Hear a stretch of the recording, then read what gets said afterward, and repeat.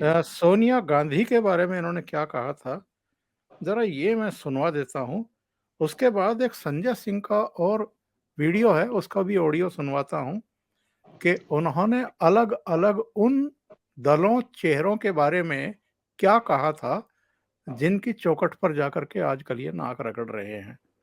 जरा देखिए सोनिया गांधी के बारे में क्या कहा था अरविंद केजरीवाल ने। अगस्ता वेस्टलैंड हेलीकॉप्टर मामले में रिश्वतखोरी हुई है।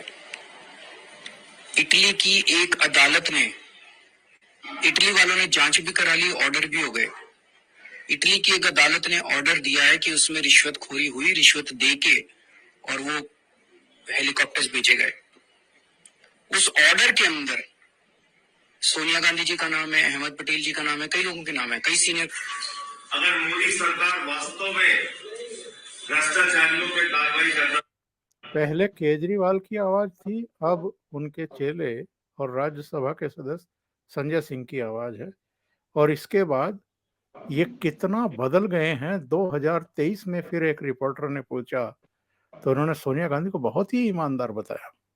चाहते हैं तो सोनिया गांधी से लेके अहमद पटेल से लेके एसपी त्यागी से लेके बहुत सारे अधिकारियों और नेताओं का नाम अगस्ता डील में है। आपकी नजर में तीनों में ज्यादा ईमानदार कौन है? नहीं, मतलब निश्चित रूप से अगर आप बात करेंगे, सोनिया गांधी जी हैं, उनका अपना कांग्रेस पार्टी में जब से वो कांग्रेस की अध्यक्ष हैं, मैं समझता नहीं कि कोई उनपे भ्रष्टाचार का आरोप रहा हो या कोई ऐसी बात हो। ठीक है, कितने बदल गए हैं ये लोग। अच्छा, मैं आपके पास आने से पहले एक और सुनवा देता हूं दर्शकों को। बहुत छोटी सी क्लिप है। ये संजय सिंह ने किन किन को लपेटा था, किस तरीके से लपेटा था, वो ये एक शो करता है कि ये लोग एक्चुअल में किस तरह की पॉलिटिक्स करते रहे। चलिए मैं आपके पास आ जाता हूं, अभी वो खुल नहीं रहा है।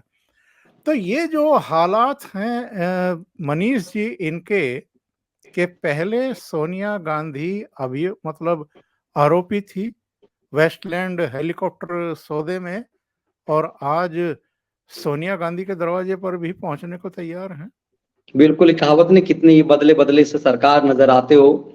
ये साफ दिख रहा है कि जब बुरा वक्त आया है, अब कांग्रेस पार्टी को ये भस्मासुर बनकर के निगलने लगे। कांग्रेस को अपना वजूद संकट में लग रहा है। 3 राज्यों में चुनाव है सर, मध्य प्रदेश, छत्तीसगढ़, राजस्थान, इसी साल होना है। तो केजरी कहीं इन राज्यों में ना कूदे। केजरी को बहुत कीमत अदा करनी होगी। केजरी को लग रहा है कि कांग्रेस को डर लग रहा है कि यदि थोड़ा सा भी वोट इसने काट लिया तो मध्य प्रदेश में सरकार कमलनाथ की थी, कुछ लोगों ने नोटा सोटा कर दिया, तो शिवराज चौहान की सरकार चली गई थी, कमलनाथ जी की सरकार बना हो गई थी। वैसे ही बहुत का अंतर नहीं है। इस देश में इन तीनों राज्यों में 2018 के आखिर में चुनाव होते हैं। तीनों राज्य जो भाजपा शासित थी वो कांग्रेस की हो जाती है, और कुछ ही महीने बाद लोकसभा चुनाव होते हैं तो कांग्रेस इन 3 राज्यों में मात्र 3 सांसद अपना लापता। राजस्थान में एक भी नहीं, जब अशोक गहलोत की सरकार ही, उनका बेटा खुद हार गया। मध्य प्रदेश में एक भी सांसद नहीं दे पाई कांग्रेस पार्टी, कमलनाथ का बेटा सिर्फ नकुलनाथ जीत पाए। छत्तीसगढ़ में मात्र 2। तो कांग्रेस के लिए सदमा था, और इसीलिए राहुल गांधी उस समय अध्यक्ष थे पार्टी के, चाहते थे कि तीनों राज्य के चीफ मिनिस्टर इस्तीफा दे दें, और उन्होंने खुद को दिया, लेकिन तीनों ने नहीं दिया। बाद में कमलनाथ की सरकार चली गई। ये मैं इसलिए कह रहा हूं सर कि इतनी बड़ी जीत कांग्रेस की हुई, लेकिन लोकसभा चुनाव हार गए। अब सोचिए कि यदि विधानसभा चुनाव में कुछ % वोट यदि केजरी ने काट लिया अपने झूठ और मक्कारी से, सपना दिखा करके, तो क्या होगा कांग्रेस का? तीनों के तीनों राज्य में, एक राज्य में तो पहले से गायब है, दोनों राज्य से गायब हो जाएगी। मुझे लगता है केजरीवाल से एक बहुत बड़ा डील होगा, और हो सकता है कि पंजाब लेवल पे भी हो, क्योंकि केजरीवाल को अब गर्दन फंसता हुआ साफ दिख रहा है। पूरी मक्कारी की हवा निकल गई है। ये जो व्यक्ति सत्येंद्र जैन के लिए धरती पर सबसे ईमानदार स्वास्थ्य मंत्री कहते थे, उनका हाल देख लीजिए। धरती पर सबसे बड़ा शिक्षा मंत्री जो जाके न्यूयॉर्क टाइम्स में छप पाए, ये हाल हम और आप नहीं बता रहे हैं। ये हाल ऐसा है कि अदालतों तक से, सुप्रीम कोर्ट तक से सत्येंद्र जैन को जमानत नहीं मिली। आज मिली है अंतरिम जमानत। किस लिए मिली है? बीमारी के नाम पर। क्यों बीमारी? यही सत्येंद्र जैन हट्टा कट्ठा जवान नजर आता था जब तक तिहाड़ जेल इसके अंदर में था। ऐसा क्या हुआ कि सौरभ भारद्वाज के अंदर तिहाड़ जेल आया तो सत्येंद्र जैन मरने लगे? झूठ बोल करके मनीष सिसोदिया हाईकोर्ट से जमानत मांग रहे थे कि मेरी बीवी बीमार है, अस्पताल में है। जब चोरी पकड़ी गई इन धूर्तों की और अदालत में additional solicitor general Raju ji ने बताया कि नहीं नहीं, ये मक्कार आदमी है, ये झूठ बोल रहा है, इसकी बीवी घर पे मौज ले रही है और ये जो है एक पत्नी के नाम, तो वो अर्जी वापस ले ली। वो अंतरिम जमानत थी। मतलब इन लोगों को ऊपर की अदालत तक जमानत नहीं दे रही और मक्कारी कर रहे हैं कि मोदी ने मुझे फंसा दिया। तुम्हें सुप्रीम कोर्ट तक जमानत नहीं मिल रहा है और मिला किस लिए? कि मर न जाए, कहीं तिहाड़ जेल में सत्येंद्र जैन मर न जाए, इसका प्रॉपर इलाज हो पाए। और इलाज कहां हो रहा है? अपने अस्पताल में, सरकार के अस्पताल में।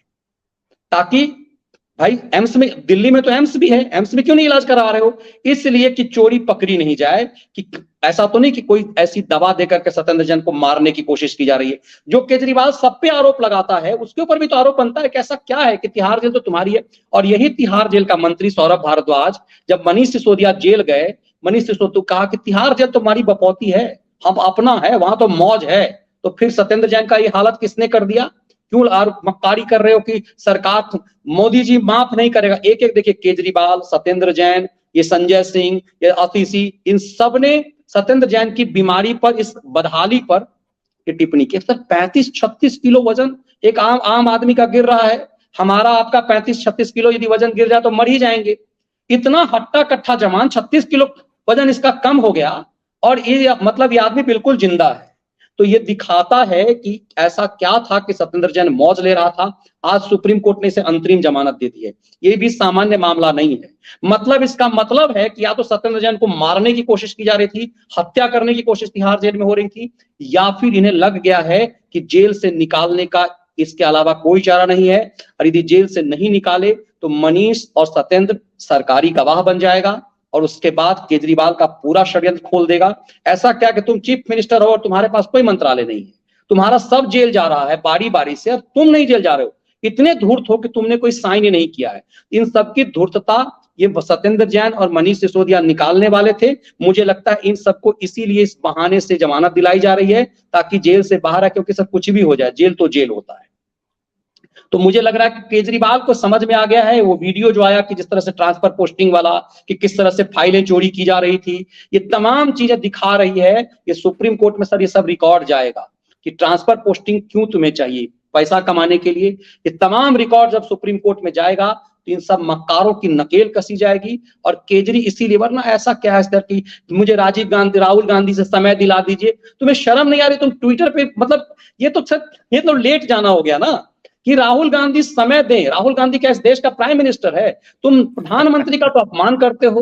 लेकिन राहुल गांधी ना मेंबर पार्लियामेंट है, ना मेंबर लेजिस्लेटिव है, ना किसी पार्टी में कोई बड़ा पद है। कौन है राहुल गांधी भाई? क्यों उसके चरणों में लेट रहे हो और ट्विटर पे लिख रहे हो कि समय मांग रहा हूं मैं? तुम दिल्ली के मुख्यमंत्री हो भाई, राहुल गांधी कौन है? मल्लिकार्जुन खड़गे तो समझ में आता है। ये दिखता है कि चापलूसी इसलिए कर रहे हैं क्योंकि कांग्रेस ने भी इनका गर्दन तेजी से दबा दिया है।